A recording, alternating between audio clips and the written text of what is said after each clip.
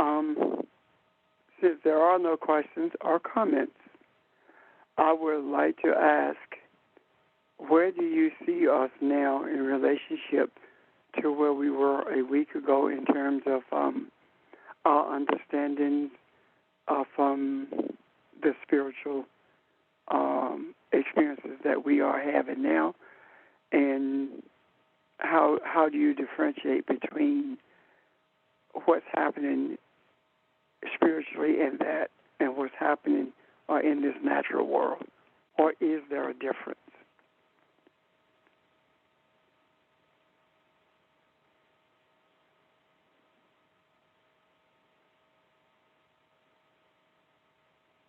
I'll wait.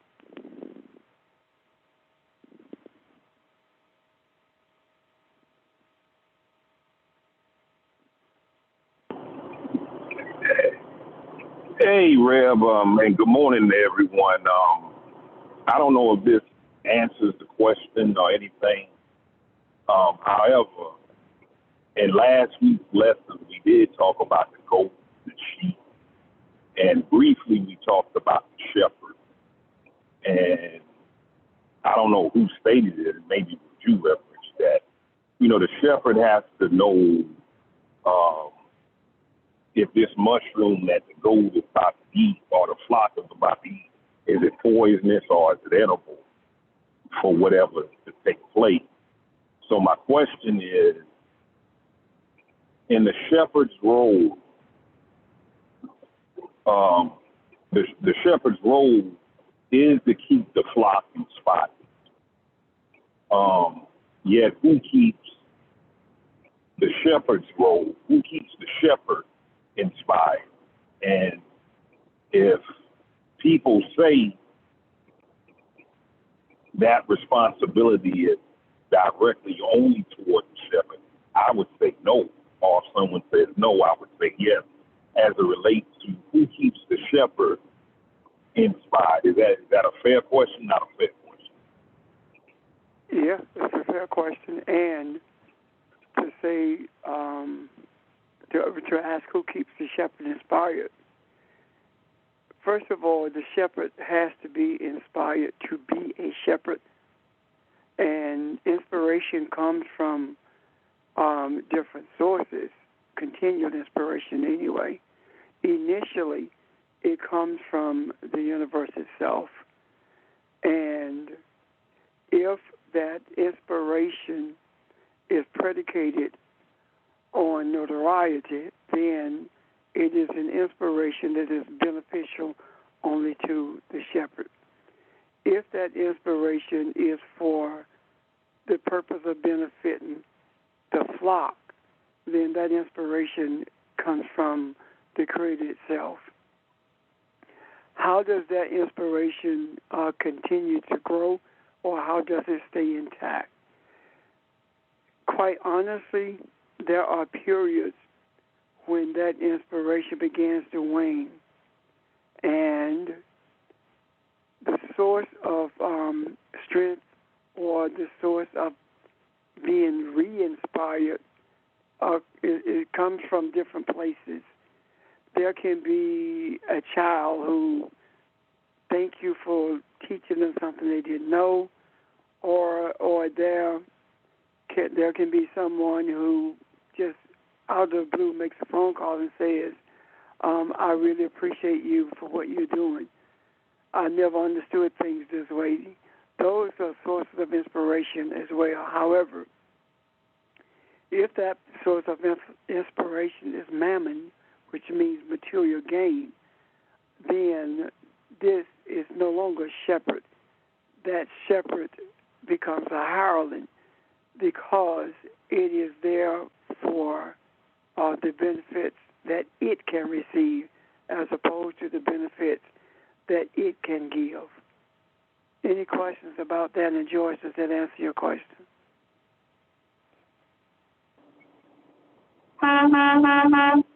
Okay.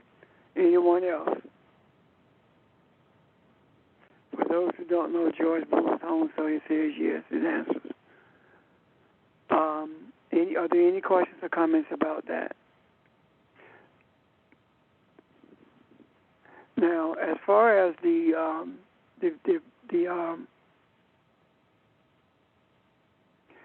job or the responsibility of the shepherd, it is to make sure that the pasture land is free from poisonous plants and predators. How does that translate into our everyday vernacular? What is a pastoral predator? And when I say pastoral, I'm talking about those who find themselves in a pasture seeking to take advantage of the sheep. Pastoral predator. What is a pastoral predator? How do they function? How can you recognize a pastoral predator? Anyone want to respond to that?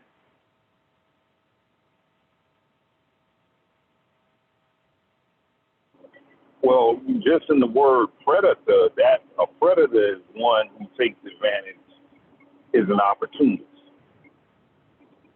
takes advantage of a situation. Will turn majors into minors, turn minors into majors. A predator seeks upon the weak. When I go to some, what's that again, Red? What is a pastoral predator? I understand the meaning of the word, but what is it? What does that look like? Well, a pastoral predator, my contention and my belief would consist of a minister who gives a lecture but does not open questions up to the body for the people that he covers. I would view that as a pastoral predator. And as you stated, that's a seminary lecture. So I would see ministers who give a sermon. They tell you that your spiritual walk is the utmost important, yet you can't ask a question in the middle of the lecture. You got to wait the Bible study. I would view that as a pastoral predator and probably one of the most harmless forms, yet a real deadly form. Anyone agree with George?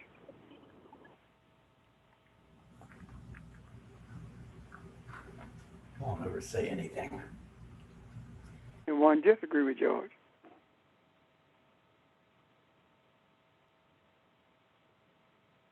Anyone on the phone other than George and me?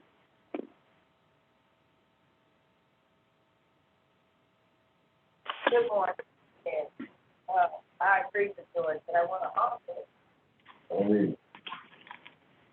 So mute. I'm trying to discuss.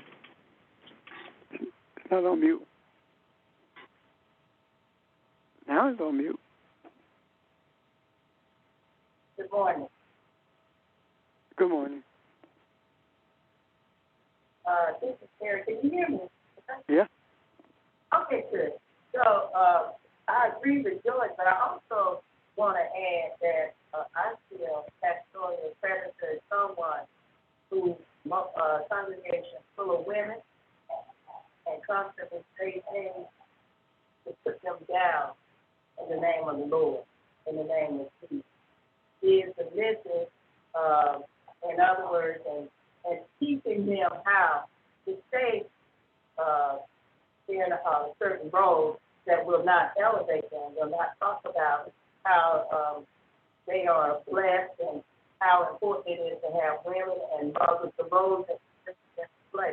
Most of the time we hear about always put them down. The man is the head. The man is got to listen to the man, and I don't have a problem with that if it's God the name.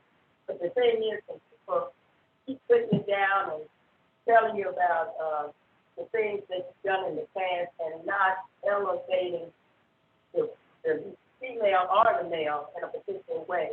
And always, if the pastors had a verse that's predatory and always wants you to get the most expensive preacher you can have so we can draw those in so it can support, give him more money. All that stuff I see is predatory pastorship. pastor, and not just, someone who loves the sheep and just wants to take care of and take care of them. But that's all. I say that. Okay. Let me tell you where this is coming from, Pastoral Predator. It's coming because things are opening up again. And the people are returning to congregational settings again.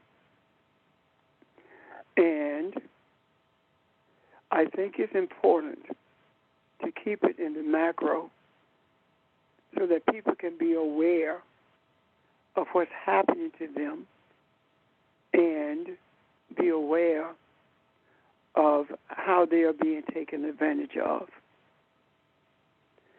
It is important for us to understand that there is no function of government or society without the function of religion or spirituality.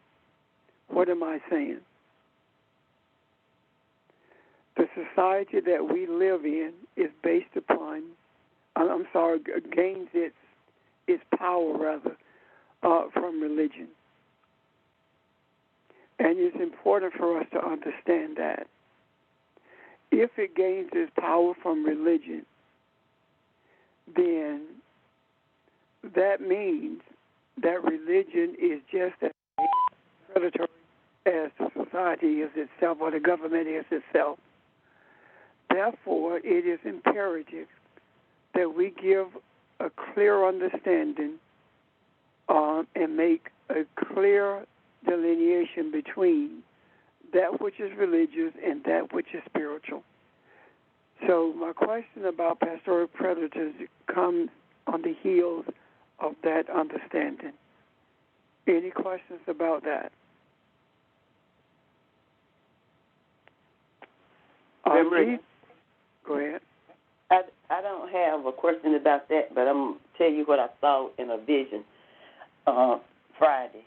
I saw where, when you're talking about the predator, I saw this great big old snake, and these people were working. They were like working in the field, and this big snake, it had, what you call the one that had got the head kind of like, looked like a fan. Python. Python. And this python come through the field, and when it came past Oprah. these people, they were afraid. Oprah. And so when they got afraid, I heard a voice say, we shouldn't be afraid of this. We shouldn't be afraid of this. So they began to, some other people started running. And when they started running, they end up at this building, and there were children, and the children were dressed, all of them were dressed in the same outfit. And the snake, he got so far to the building, and it stood up.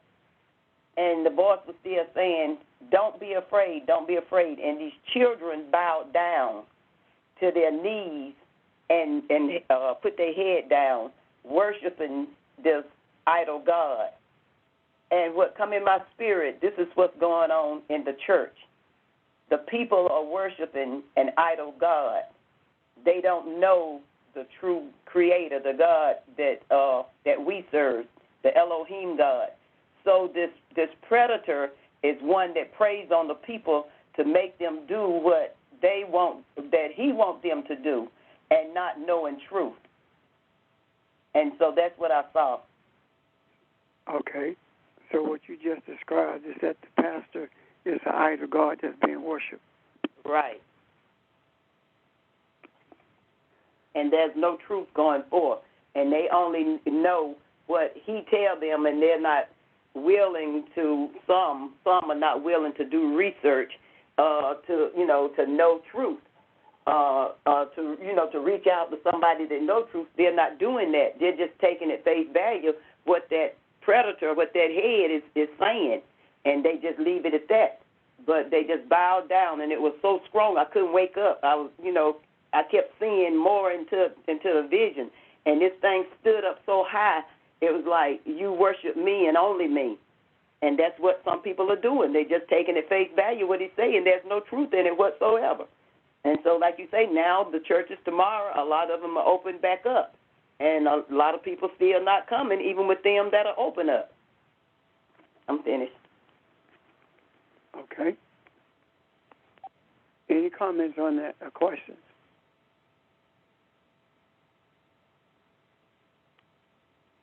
I can readily see what you are saying, and if we think about it, Jesus said, "Render unto Caesar that which is Caesar." In other words, whatever belongs to the government, give it to them.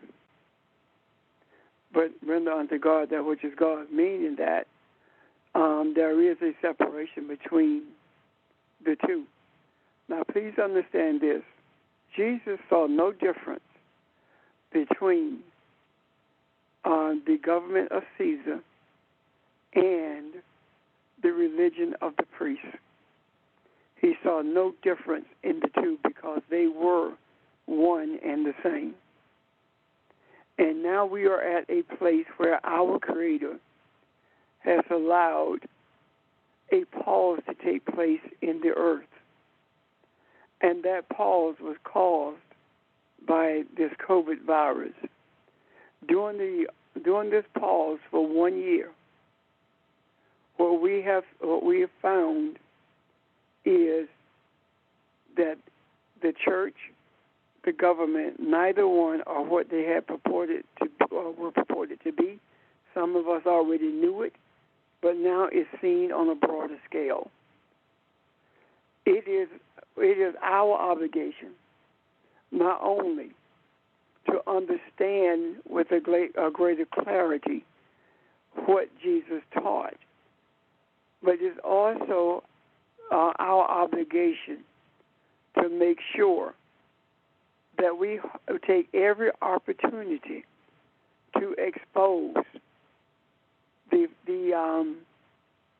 farce or expose the unrighteousness that is represented by religion/government itself. In order for us to bring some sense of righteousness and justice to this cause, we have to be sure that we only point out and understand what's happening, but we do not live a duplicitous life. That means that we are not saying one thing and doing another. We either believe what we say we believe or we don't. Earlier, I heard someone say that if it's a godly man, it's okay to do what he say. That is not. I don't see it that way. It doesn't matter to me whether that is true or not, whether it's a godly man or not. You have your own mind, and you come to a consensus or an agreement on the direction you're going to take. I do not believe that a man is the head of the household. I do not believe that. If the man is the head, then what is the woman? The feet? I do believe that if there are people in a household, authorities in a household, it is a shared responsibility. Because if a man is the head of the household, then does a household exist that doesn't have a man in it? And if it doesn't, then what is it? So I see this as being a principle that has promulgated the superiority of maleness over the female and over everything and everyone else. The church has perpetuated this, and I can truly say that I know it because I was one of those involved in that before my eye was opened. It is.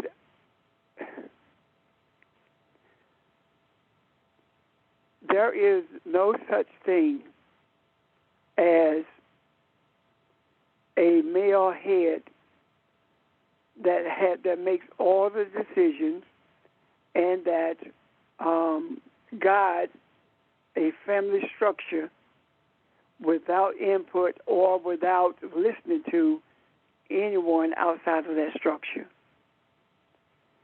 And we are going to begin to see family breakdowns based upon those kinds of antics. It is my firm belief that a family structure is not built on the shoulders of any gender. Family structure is built on the principles of spirituality, and the strength of them rise and fall on whether or not those involved within that structure embrace those principles. Any questions about this?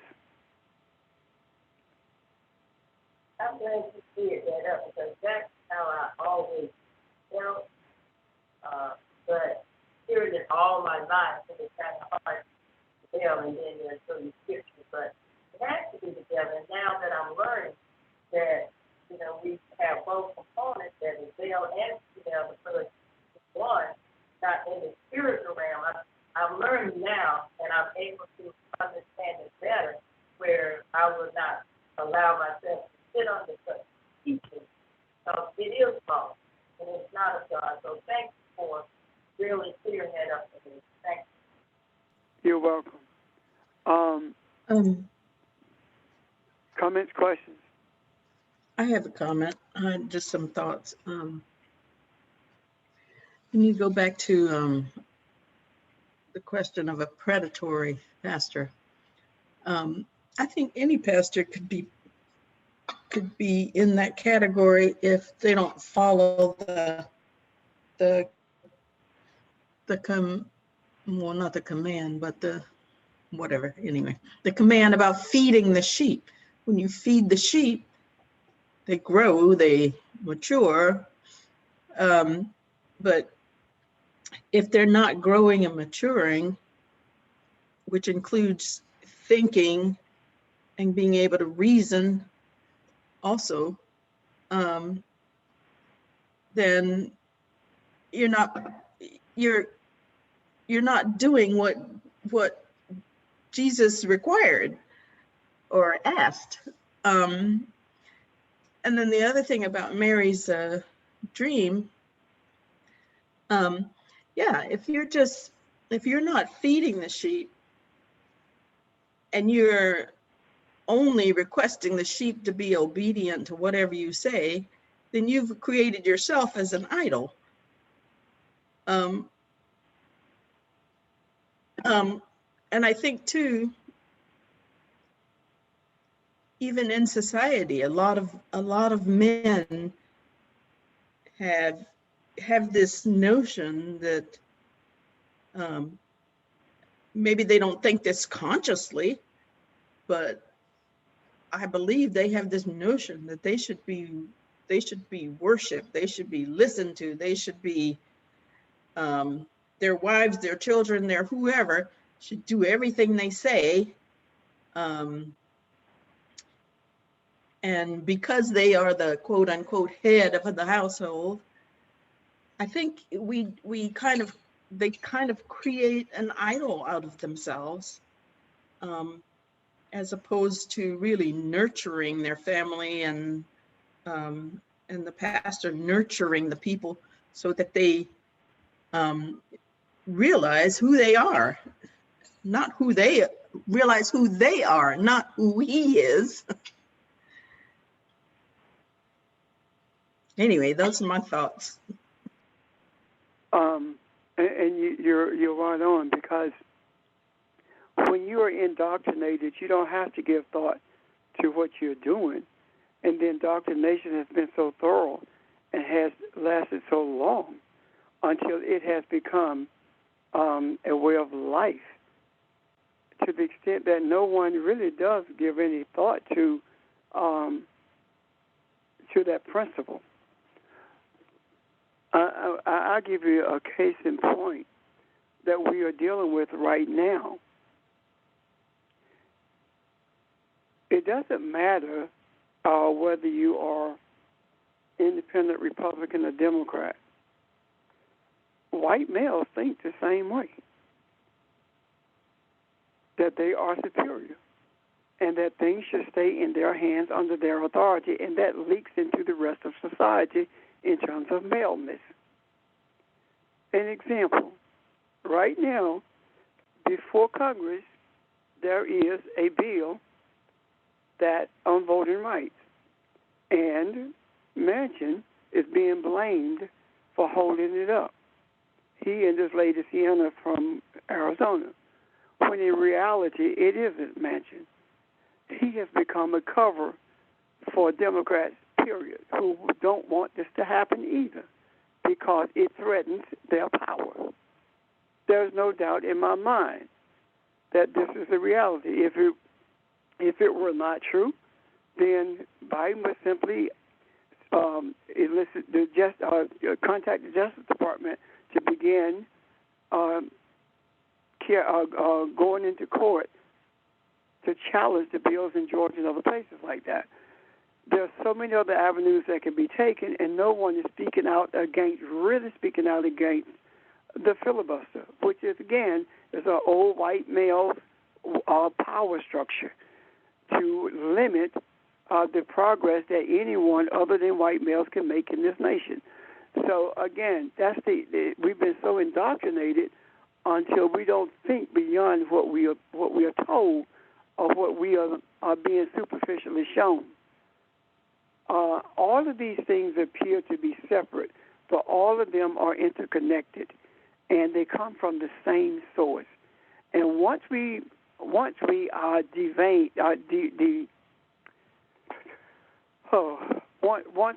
dethrone the power structure, then all of it falls. And when we talk about removing the power structure or removing the pillars of that structure, we're talking about removing the power that religion has over humanity. When that happened, everything else began to fall like dominoes, including the methods of indoctrination. The main reason that there is a challenge to the 1619 Project is because this is a challenge to education. Historically speaking, education was to be relegated, to be provided only to people of means. Primarily, white males were the only ones to be educated. This system was built on a structure of well-educated white males, and it was after slavery that education became public, and that was because of the push by those who had been enslaved for public education. Since that time, education, there has been a fight by the white male power structure to return education to a private setting, which would render the rest of the population to living in a space of ignorance, which means that they are more easily controlled. So this idea of continued indoctrination is what's being threatened. This idea of threatening the indoctrination also threatens the power structure. So that's where we are now. And the predator pastor works for the power structure, whether it knows it or not, or whether it embraces it or not. It expounds upon the same principles that undergird the power structure, and we must understand that this male-dominated structure will do everything that it can in order to survive this onslaught. This onslaught against this structure does not have its genesis in the thoughts of men, but it has its genesis in the foundation of everything that exists, because our Creator never intended for anyone to tower over anyone else in terms of dominating them or presenting themselves as being superior to them. Our Creator intended that men be a respecter of each other and recognize that it is greater, being respectful of each other is greater than being human. It is being the spiritual entity that we were created to be. These are the things, these are the principles that Jesus and the other prophets taught. These are the principles that have been taught for eons, long before Jesus entered the body of a man and walked this earth. These principles were taught and understood. And we are embarked on a journey to return not just to the teachings of these principles, but to live in these principles in a manner that the earth has never experienced. Questions or comments? All right, Rev. Quick question for you. Whoever, go ahead. Whoever was. Well, the only thing I was going. Oh, go ahead. Only thing I was going to say, right quick, in regards to what you just said, Pastor Richard, as well as Audrey, what I see is in terms of it applies to both of these governmental, what you just talked about, and as well as the predatorial pastor. In both of those situations, all situations like that, it is where that leadership seeks to be served rather than that leadership actually serving. In terms of that shepherd actually serves the sheep. That shepherd is responsible for the sheep and is looking out for their well-being and their growth, etc., all the time. Whereas that pastoral, that predatorial pastor is seeking for some type of way to have things to work out to his or her benefit, whether that be monetarily, whether that just means power, the stroking of the ego in terms of self-confidence, no matter what it is, and it can be a combination of them all to some extent as well. The point is they are engaging in that relationship to get something for themselves, whether versus being interested in the well-being or the benefit of the practitioners or those church members, etc. And it was kind of difficult. I was thinking about your question, but it can look many ways, and at sometimes it can be very difficult to see as well. Even in many times, we have been engaged in that and did not know it or did not know any better. But that's the answer to your question. That's what I thought about when Audrey was speaking.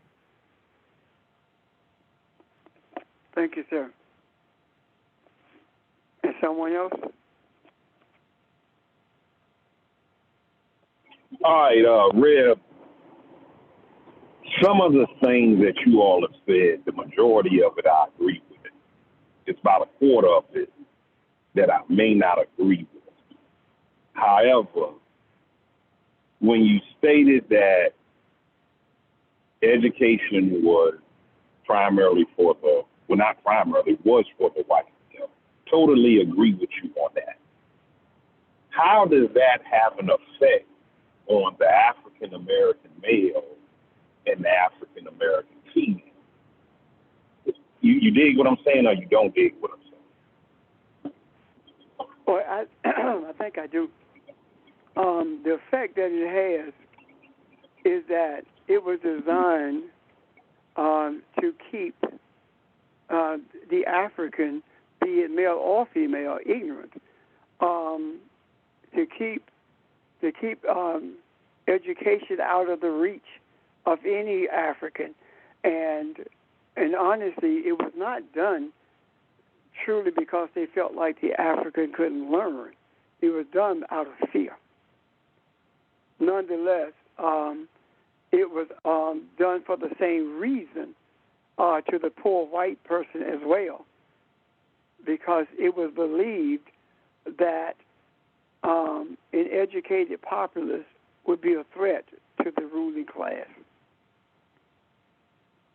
I hope that helps you, George. Well, Rev, the reason why I kind of asked the question is, in my 50 years of experience, as relates to provisional energy, nurturing energy, feminine energy, is so when I basically like when I look at the King James Version Bible, the Old Testament to me is African. The New Testament is European. Let me stop you right there, please.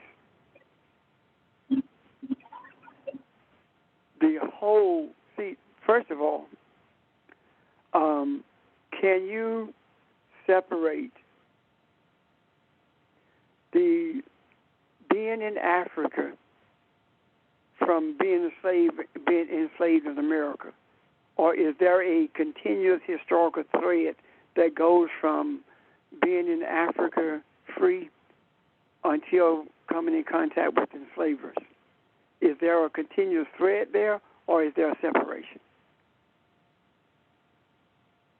George? I would say that there's a separation based on your question. There's a complete separation. The reason I say that is because our existence did not start with slavery. Our existence we were existing long before there was slavery. So our lives is a continued thread, okay? Can you see that? The African existed before slavery.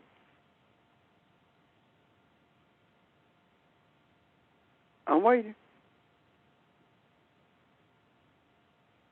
George? Hey, I agree with that, Red. You ain't gonna get no argument out of me. I agree with that. A whole lot of stuff existed before slavery. That being no. I'm making a point here. I ain't talking about the other stuff. That being said, there is no separation. There's no separation between the Old and New Testament. The only separation there is verbal in terms of how it has been structured in the book called the Bible, and because of the labels that have been put on it. It is a continuous thread, meaning that it did not just start with Abraham. It existed prior to Abraham. The whole book, or all the books, or all the writings in that book called the group of books called the Bible, all of that is African. There are no European segments there. And I would be very much interested in understanding how that delineation can be made between the Old Testament being African and the New Testament being European. How did you arrive at that? Okay, Reb, this is how I arrived at it. When we talk about feminine energy, the quickest way to start a fight between two African-American males is based on Matimama. When you look at the European culture, when you talk about family, the European, male or female, son or daughter, exalts the father, their white male father. So in thinking about that, I just come up with, and then based upon conversations that I've had with people, that there is a separation between the Old Testament and the New Testament.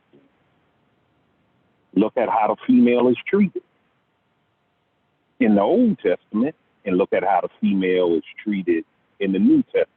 There's a complete one is exalted, one is not exalted, or one is exalted and one is subjected. So that's well, I'm saying that to me is a separation between the Old Testament and the New Testament, and it's more than opinionated. Okay. Understand this. The exaltation of the female in the Old Testament, what we call the Old Testament, did not begin to change until the Palestinians or the Africans came in contact with Europeans. That's when it started to change. And that was based upon how Europeans treated the females. If you listen at what Jesus talked about, then you will see that in the mind of the African, there was no separation there. Because Jesus, the way Jesus interacted with the woman at the well, the way Jesus interacted with the other females that traveled with him, the things that Jesus said when he was talking to Peter about feeding my sheep, something referenced by Audrey earlier, feed my sheep. If you read that, he says it 3 times. And if you read it from the original text, what you find is that Jesus, in the first instance, he was talking about a male sheep. The second instance was female sheep. The third instance was a youth, which is male or female children. So Jesus was saying to Peter, feed everyone. Do not make a difference in anyone, regardless of whether it is male, female, or a child. So simply because there was a forced or a type of indoctrination that took place that caused the leadership in the priestly community to disenfranchise females, it did not mean that there was a separation between the periods. There was a difference that was forced upon them through indoctrination and persecution. And that's a world of difference than stating that that the European, the Old Testament is African and the New Testament is European. All of it is African. And some of it is influenced through domination by Europeans, but it did not change that mindset. Because had it completely wiped out the mindset, then Jesus' mindset would have been different as well. Does that make sense to you, sir? Or to all of you, for that matter? Any questions from anyone?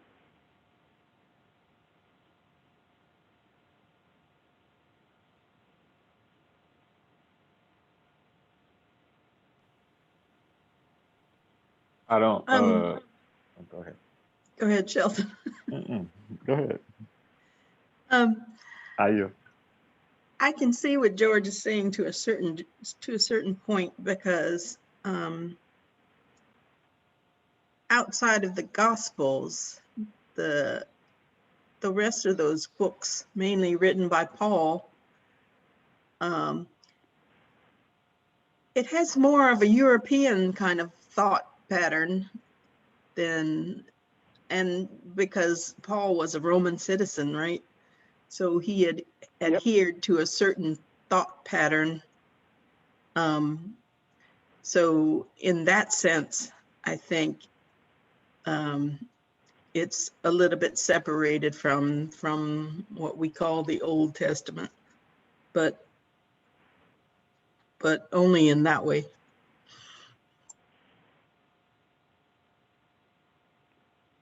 Okay, anyone else?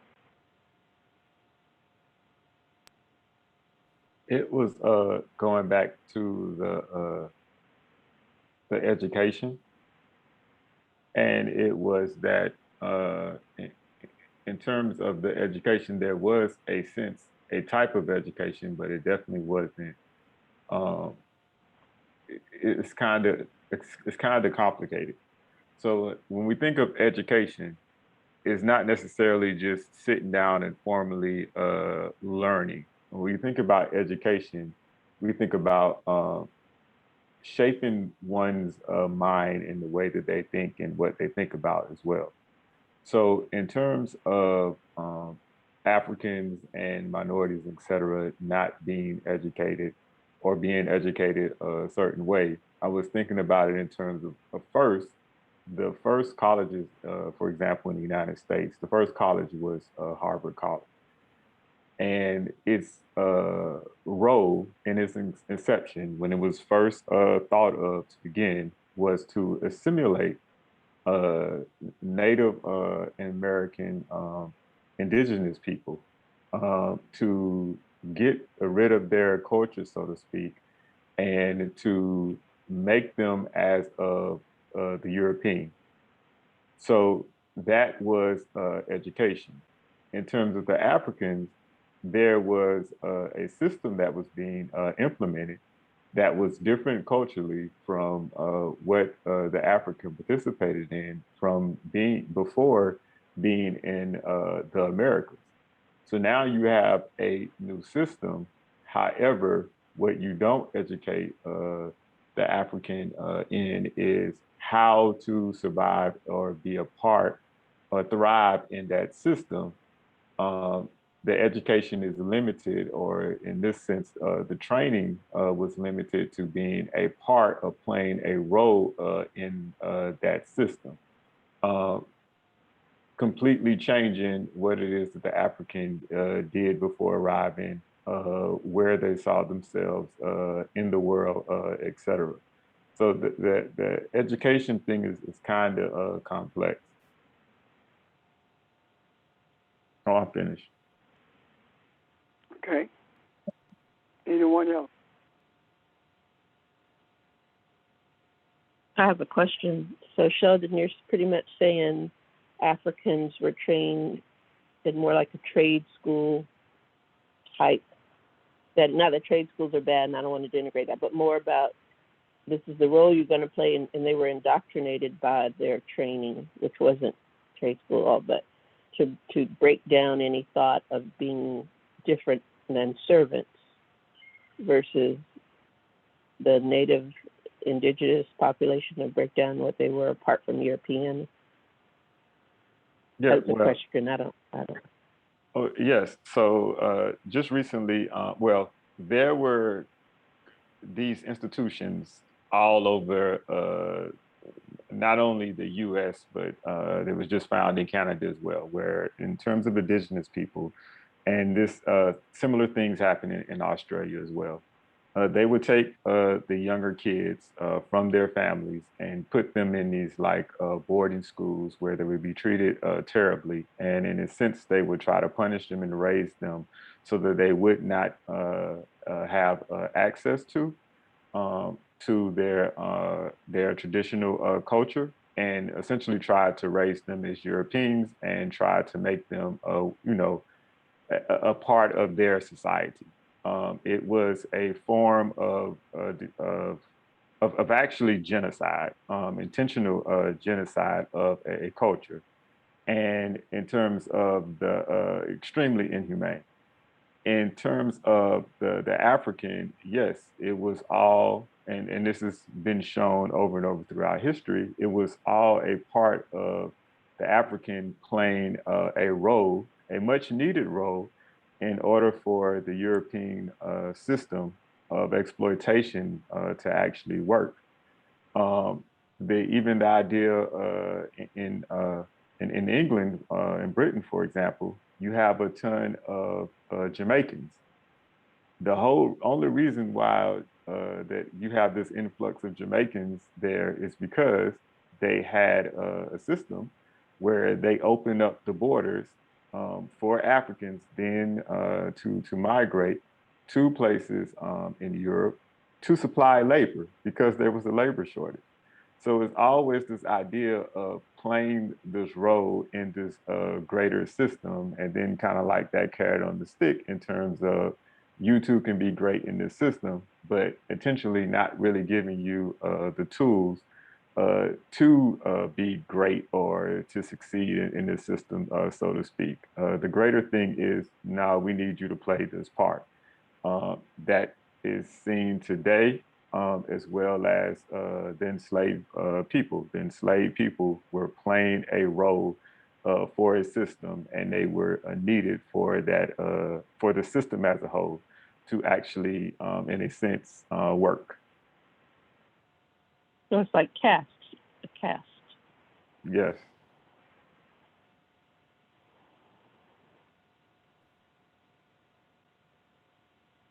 It's also like a reason kind of where the military does most of its recruiting in rural areas where there's more poverty, etc. All of that is mostly intentional. Oh, I agree with that. Okay. Actually, all of it is intentional, and that's seen throughout history. However, I want to put all this together if I can. So what are we saying? What we are saying in essence is this. If we don't stay focused, we will return to a norm that has been hidden. The normal society that we live in that has been hidden is the society that we are experiencing. Voter suppression, overt racism, murder of Africans, especially African males, etc. Job disparities, health disparities, all these things. These have been hidden in plain sight forever and a day. And we run the risk of this returning to this place, but this time with them being above board in your face. So the Creator has shown us all of these things that we are obligated to deal with. And with things opening up again, we are being presented with the opportunity to be the difference. And by being the difference, that means that our thoughts must be different than what they were prior to the pause. Embracing the principles of our Creator means that our expressions of love and kindness know no boundaries whatsoever. Our expressions of love and kindness are not based upon what someone says or does or doesn't say or doesn't do. Our embracing of love and kindness is simply who we are. While we point out the deficiencies in the system, it is not the people who we war against. Our war is against principalities in high places, meaning principles, not entities in terms of something that's been created like the devil, etc., but principles that are held in high regard in the places of authority. These are the principles that we war against. And the weapons that we use in warring against these principles are not material weapons. They are not AK-47s, and they are not Tech-9s. The weapons of our warfare are our words. The weapons of our warfare are our principles. The weapons of our warfare It's knowing who we are and knowing that the very ones who support the principles of superiority are also created by Elohim. They are blind. They need to have their eye open. They're traveling in the wrong direction, and it is incumbent upon us to truly believe that love does cover a multitude of entanglements and misconceptions. So embracing the principle of love and kindness means that we see the probability of change in everyone and take every opportunity to give the opportunity for change. Yet, at the same time, we do not back away from the truth. We stand firmly in what we see the truth is. We stand firmly in knowing that there is, if there is anything that we as a people are in this nation to do, it is to make this nation a true democracy. There has not been a true democratic society in the Western world, ever. And the way we are making this a democracy is by forcing the system to recognize the evils therein, and by forcing it to face its past and move away from its past for the benefit of humanity. This comes into play not by coddling a system that we know is wrong and by being silent simply because someone calls themselves a Christian or this is a Christian nation system / whatever. We coddle nothing that is wrong, that is unrighteous. We speak boldly but respectfully. We speak loudly yet silently.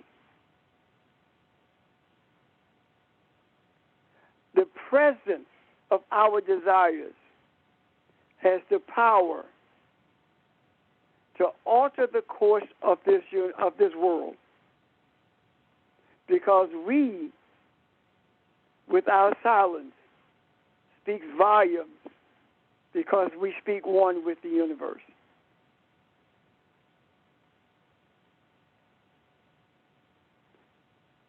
Any questions about this or comments? Does this make sense?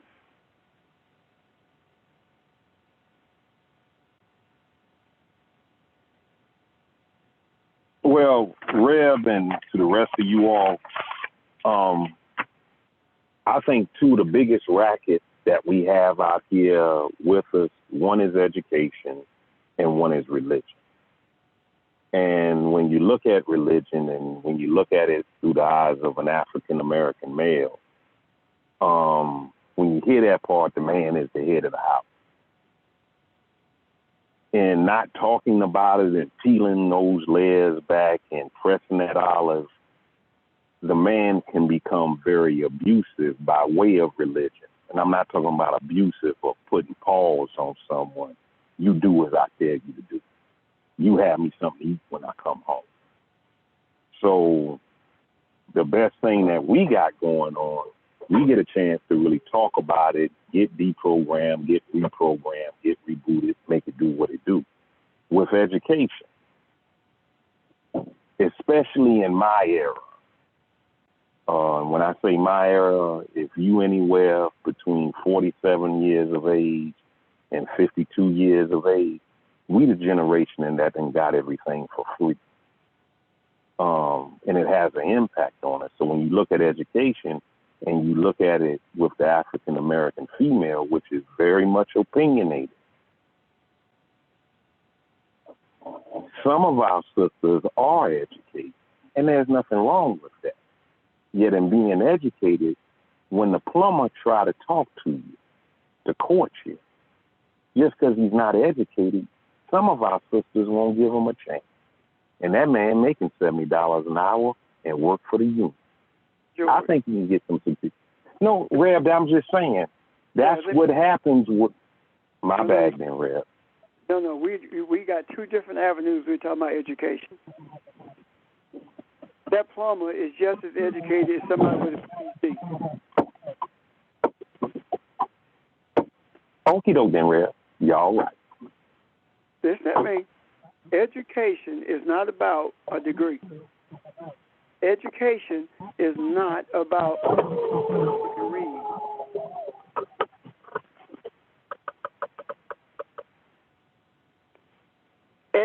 We have been. Would you mute your phone, please? We have been duped into believing that if you don't have a degree, you're not educated. When we were speaking earlier about education being for the wealthy, we were talking about being able to read, being literate. Maybe that should have been I should have used the term literate as opposed to education. There's a big difference between education and literacy.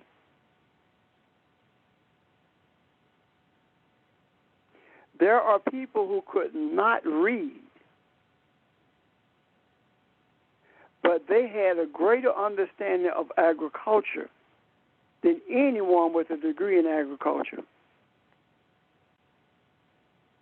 So the question becomes, does literacy make you educated, or does familiarity with your chosen vocation means that you're educated or your functionality in society? So maybe in the future a better way of dealing with this would be to make a distinction between education and literacy. So that in that regard, George, that's how I approach this whole concept of education. Does that make sense to you, sir? Everything makes sense to me, Rev. Okay. So rather than use the blanket word education, let's distinguish between that and literacy. Because right now, there are people who are literate, educated, however you want to term it, and still do not understand the system that they have been living in all their lives. There are people who cannot read, but they know how the system functions.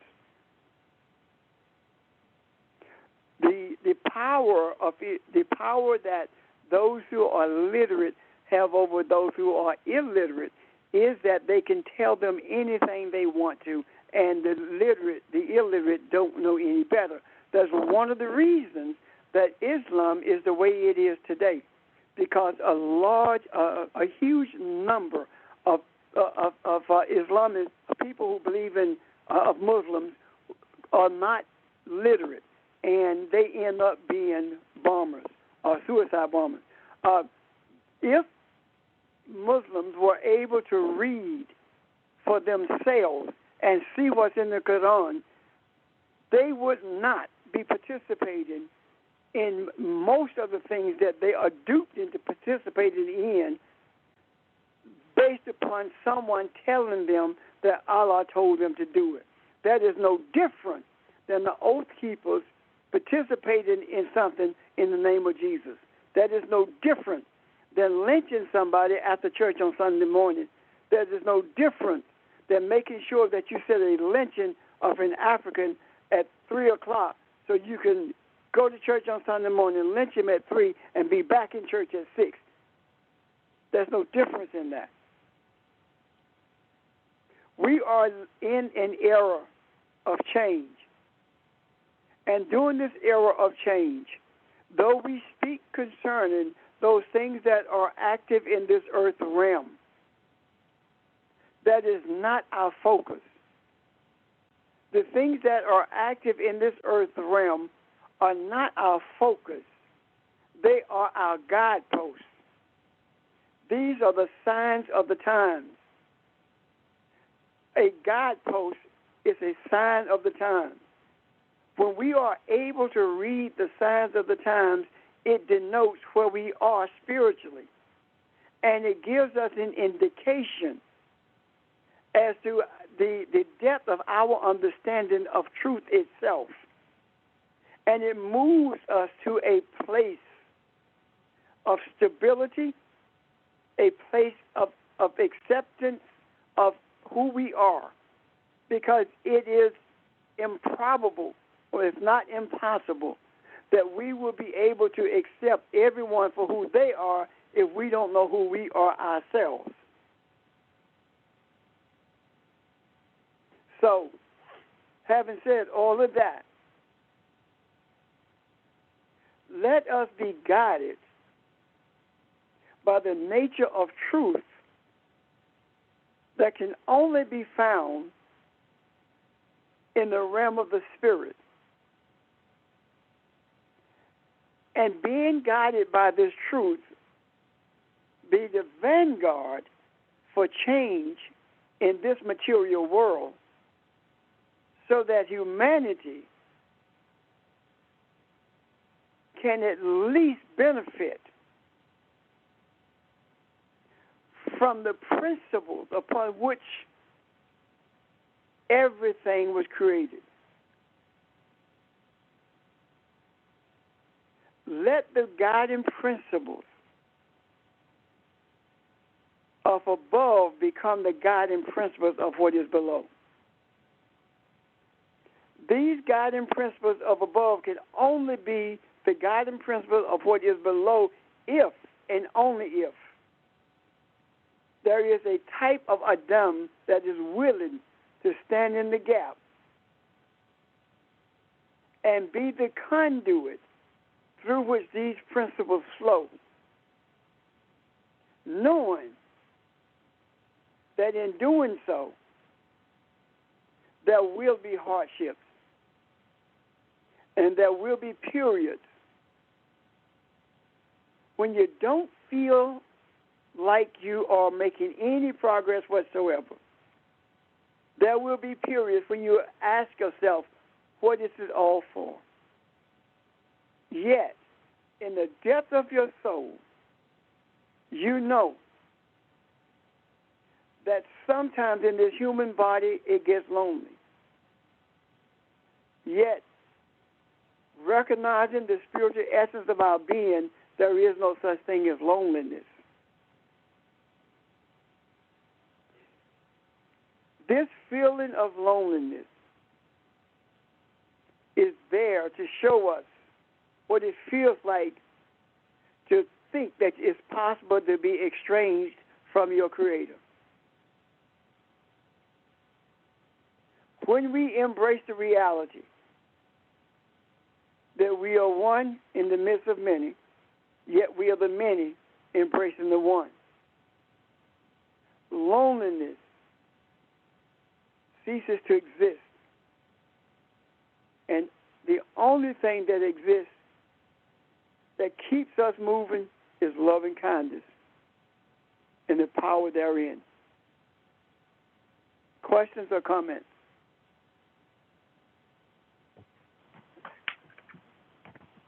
Good morning, Pastor Richard. Good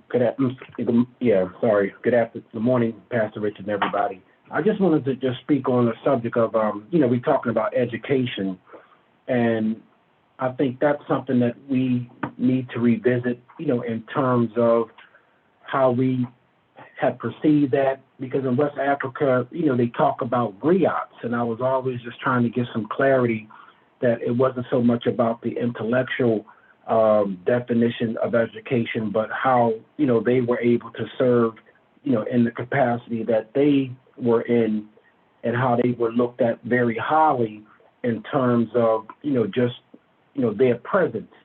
So again, I guess my question is, in terms of how we view education today, I think that that's something that maybe we need to, really, self-examine in terms of what did that really mean in today's time. So I just want to, just to share that thought, or to ask if you can expound upon that role of a griot from your understanding. It is my understanding that education, in the truest sense of what it's supposed to be, does not exist. Indoctrination does. Education involves not only being literate, but it also involved being exposed to every aspect of this society, of this earth realm as possible. What do I mean by that? Education exposes your mind to history, to science, to everything. Why? So that you can gather your own thoughts and make decisions based upon your thoughts that are beneficial to humanity. In a society where the system that's called education to teaching you how to obtain and maintain a material status, it ceases to be education and becomes indoctrination. The difference between indoctrination and education is that an educated mind is unpredictable. An indoctrinated mind is highly predictable. Therefore, it is imperative that we continue to challenge this system of education and transform it into what it purports to be as opposed to what it is. Does that make sense to you, George? Yes, it does. Anyone else? Or questions about that, or comments for that matter?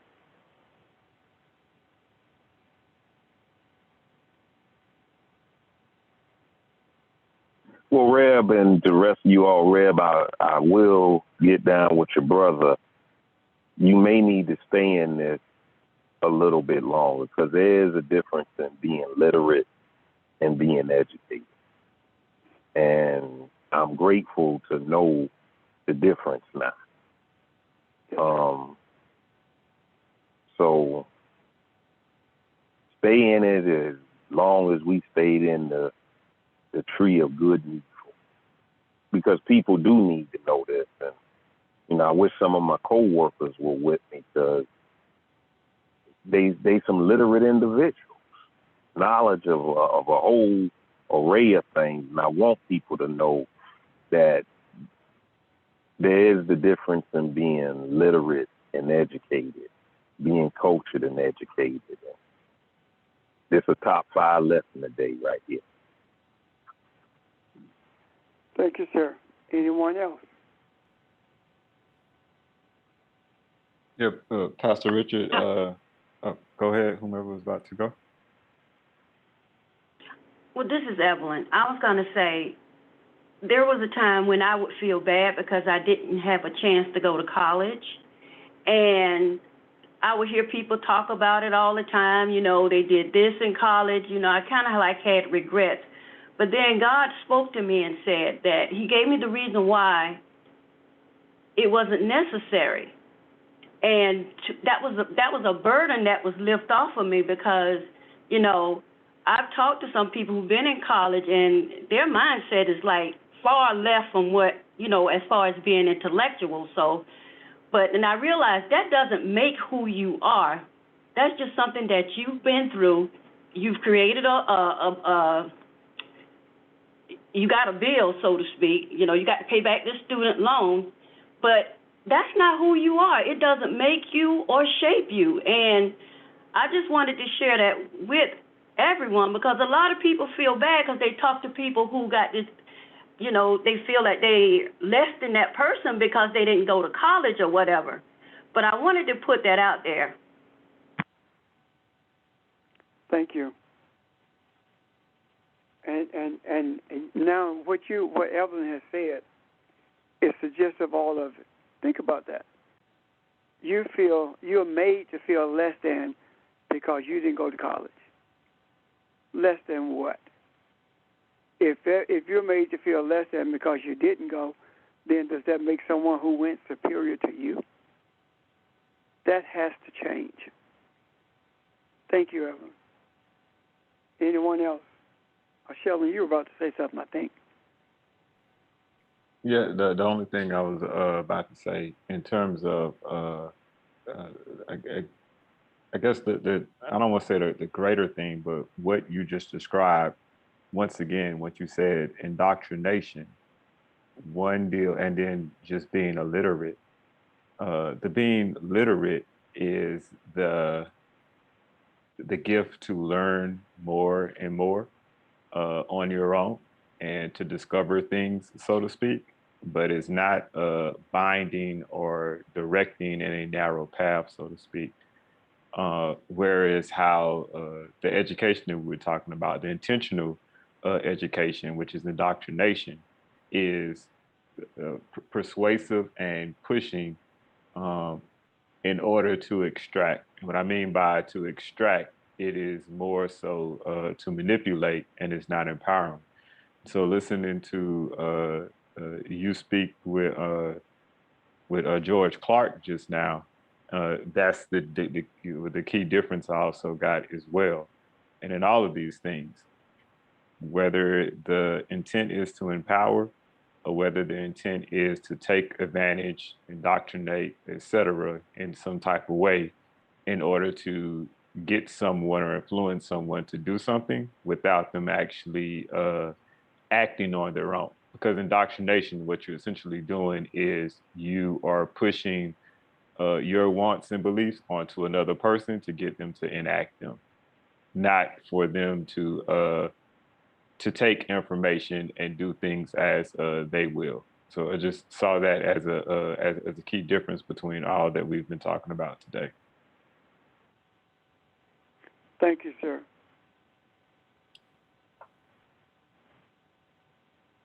Anyone else?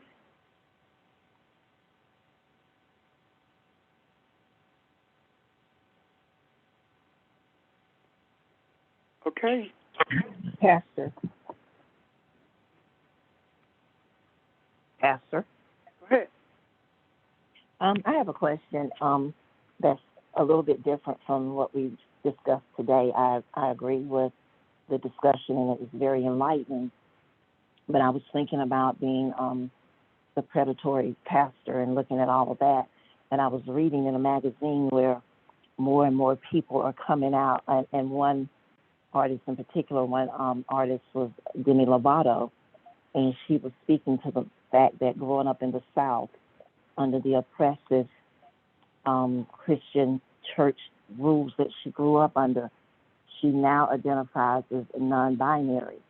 And more people are coming out as being non-binary, which means they are nondescript when it comes to gender. They don't say I'm he or she, male or female, but we are us, them, we. That's the way they are presenting themselves. And my question to you, based on all of that, and she says hers came strictly out of, she used the word being suppressed by religion. I say being oppressed by religion. But my question becomes, what is the spiritual connotations of more and more people seeing themselves as being non-binary? If you had asked me that an hour ago or yesterday, I would have told you I don't know. But something came to me as you were speaking. They are, without even knowing it, identifying themselves as Adam. Nondescript when it comes to gender.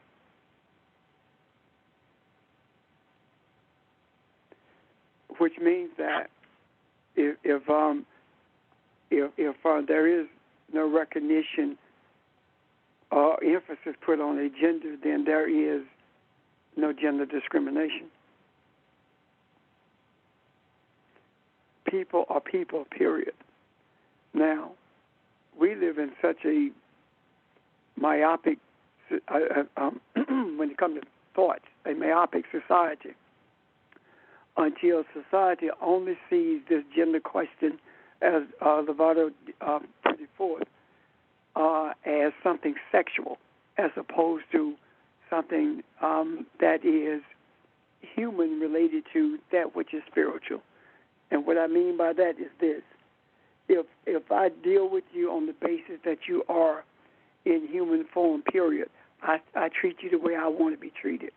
If I deal with you on the basis of what I see, if I see you through the eyes of gender, then I deal with you based upon society's quote-unquote norms or lack thereof when it comes to gender. Does that make sense? It does, and that's what I was thinking too. I knew it had to be something spiritual because a lot of gay pride people, and it's Gay Pride Month and all of that, they've been saying this word too. But I always felt it was something deeper than just not identifying as male or female. I knew it had to be from an origin of something spiritual on the inside that they are not even aware of. And that's what I see it to be. Now, if anyone sees it differently or wants to expound on that, please do so. I'm sure that Kathy agrees with that. Yes, I do.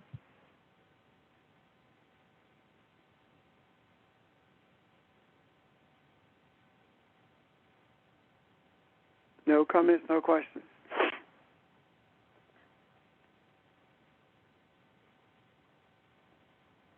Okay. If there are no questions, no comments, then we will see you tomorrow at 11 o'clock. And have a great day.